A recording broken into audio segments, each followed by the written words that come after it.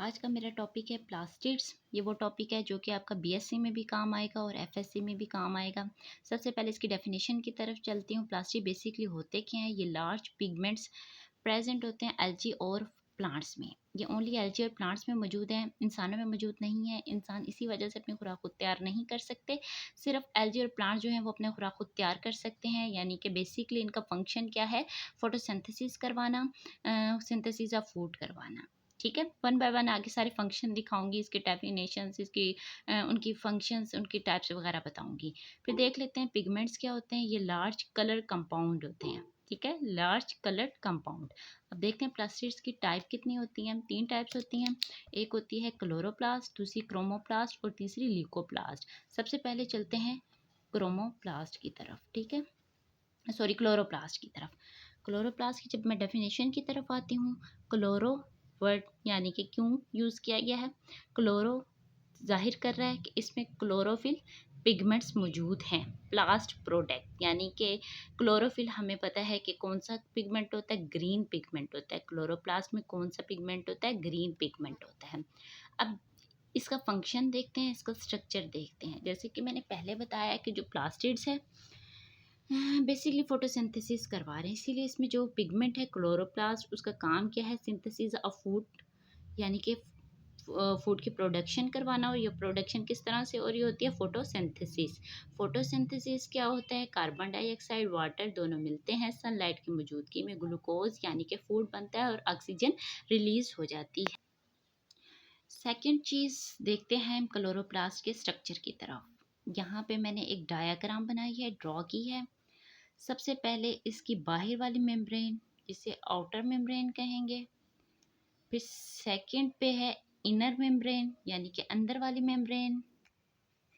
और तीसरी जो चीज़ है वो आउटर मेम्ब्रेन और इनर मेम्ब्रेन के दरमियान जो ये स्पेस है, इसको हम कहते हैं मिडल मेम्ब्रेन स्पेस। इसका जो स्ट्रक्चर है वो मैंने क्लियरली भी यहाँ पे बना रखा है। वन बाय वन ये भी दिखा देती हूँ। जैसे मैंने यहाँ पे बताया कि ये आउटर मेम्ब्रेन है, दूसरी ये इनर मेम्ब्रेन है, तीसरी चीज़ मैंने बताई कि मिडल मेम्ब्रेन स्पेस मौजूद है।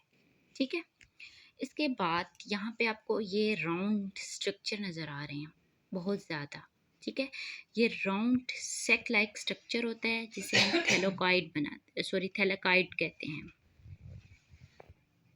थैलेकॉइड कहते हैं। ये देखें काफ़ी सारे आपको राउंड में ये मौजूद नज़र आ रहे हैं। ठीक है, और बेसिकली जो क्लोरोप्लास्ट में क्लोरोफिल है वो इन्हीं थैलेकॉइड में मौजूद होता है, क्लोरोप्लास्ट मौजूद होता है, इसीलिए यहाँ पे क्लोरोफिल मौजूद होता है। ठीक है, इसके बाद इस क्लोरोप्लास्ट के जो एरिया में यहाँ पे डिफरेंट जो है ये एरियाज, यहाँ पे फ्लूइड मौजूद होता है जिसे हम स्ट्रोमा कहेंगे। ठीक है, स्ट्रोमा में 3 चीज़ें मौजूद होती हैं, प्रोटीन, डीएनए और राइबोसोम। राइबोसोम क्या होते हैं? ये प्रोटीन मेकिंग मशीन होती है। डीएनए क्या कर रहे होते हैं? सेल्फ रिप्लिकेटिंग होते हैं, यानी कि इनमें इंफॉर्मेशन मौजूद होती है और इन्हें न्यूक्लियस से इंफॉर्मेशन लेने की ज़रूरत नहीं पड़ती। ये था क्लोरोप्लास्ट का स्ट्रक्चर, जो कि मैंने आपको फंक्शन भी बता दिया और इसका स्ट्रक्चर भी बता दिया। फिर दूसरी जो प्लास्टिड्स की टाइप है वो है क्रोमोप्लास्ट। बेसिकली ये जो पिगमेंट होते हैं ये कलर्ड पिगमेंट होते हैं जिसे हम कैरोटीनॉइड्स कहते हैं। वेरियस कलर्ड रिस्पॉन्सिबल, यानी कि मुख्तलिफ जो कलर होते हैं, चाहे वो फ्लावर का होता है चाहे वो फूड होता है, इन्हीं कैरोटीनॉइड्स की बदौलत होता है। ठीक है, इनके फंक्शन में क्या आता है? ये अट्रैक्ट इन कलर्ड, यानी attraction in coloured, affective in pollination, यानी कि इनके जो खूबसूरत से कलर होते हैं मुख्तलिफ इंसेक्ट्स वगैरह को अपनी तरफ अट्रैक्ट करते हैं, जिसकी वजह से जो है पोलिनेशन होती है। फिर दूसरी चीज़ वो क्या बता रहे हैं हम?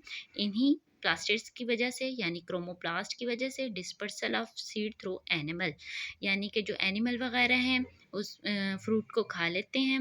फिर उसके बाद कुछ जो होते हैं सीड फ्रूट के, वो डाइजेस्टेबल नहीं होते, सो अपने जो है वेस्ट मटेरियल की जगह के ज़रिए वो दूसरी जगह उसको रिलीज़ कर देते हैं। यानी कि 2 फंक्शन हैं, अट्रैक्शन इन कलर, ठीक है, ड्यू टू कलर अट्रैक्शन। फिर दूसरी चीज़ है जो है डिस्पर्सल ऑफ सीड। ये दो फंक्शन है किसके? क्रोमोप्लास्ट के। तीसरी टाइप प्लास्टिड्स की और आखिरी टाइप है ल्यूकोप्लास्ट। जो ल्यूकोप्लास्ट होता है ये वाला प्लास्टिड कलरलेस प्लास्टिड्स होते हैं, इनका कोई कलर नहीं होता। इनको बेसिकली इसीलिए कलरलेस पिगमेंट्स कहा जाता है। ये कहाँ पे प्रेजेंट होते हैं? ये प्रेजेंट होते हैं अंडरग्राउंड पोर्शन में, लाइक रूट में, ठीक है। और अगर इनके मॉलिक्यूल्स के तौर पे इनकी टाइप्स देखी जाए तो इनकी 3 टाइप्स होती हैं: अमाइलोप्लास्ट, इलायोप्लास्ट, प्रोटोप्लास्ट। अगर तो ये कार्बोहाइड्रेट को स्टोर कर रहे हैं तो हम इनको अमाइलोप्लास्ट कहेंगे। अगर ये स्टोर कर रहे हैं ऑयल को तो इलायोप्लास्ट। अगर ये स्टोर कर रहे हैं प्रोटीन को तो हम इन्हें कहेंगे प्रोटोप्लास्ट। तो ये बेसिकली क्या क्या मैंने आज बताया आपको अपने लेक्चर में, प्लास्टिड्स, उसकी डेफिनेशन, उसकी जो है वो 3 टाइप्स यानी कि क्लोरोप्लास्ट, क्रोमोप्लास्ट, ल्यूकोप्लास्ट। क्लोरोप्लास्ट का जो है डेफिनेशन, उसका स्ट्रक्चर, उसका फंक्शन और उसका बेसिकली क्या स्ट्रक्चर है और उनके क्या क्या फंक्शन हैं। इसके अलावा मैंने क्रोमोप्लास्ट और ल्यूकोप्लास्ट और इनके फंक्शन